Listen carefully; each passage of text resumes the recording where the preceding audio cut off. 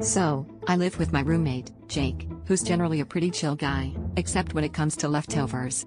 Last week, I noticed he started labeling every single container in the fridge. At first, it was normal stuff like chicken curry, do not touch. But by Thursday, the labels had gotten a little weird. There was a Tupperware labeled "Eat and Ye Shall Suffer," and another one that just said "Property of the Fridge Goblin."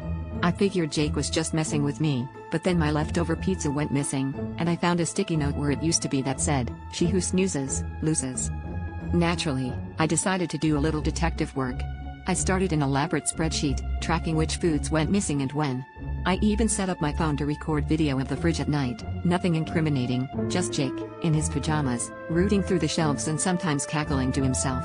But the next morning, my leftover lasagna vanished, replaced by a note that read, "You've been lasagna'd." The cryptic messages kept escalating. "This yogurt is cursed. Beware the cheese," and my personal favorite, "You are not ready for the hummus." I confronted Jake, who just shrugged and told me he was testing my willpower.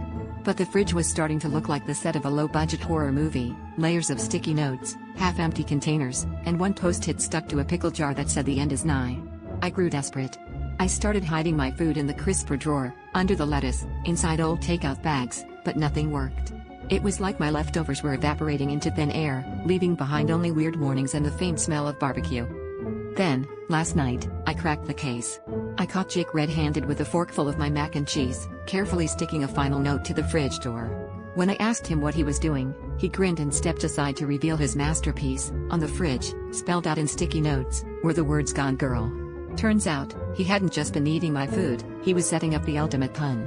So now, every time I open the fridge, I'm reminded, my leftovers aren't missing, they've just gone girl.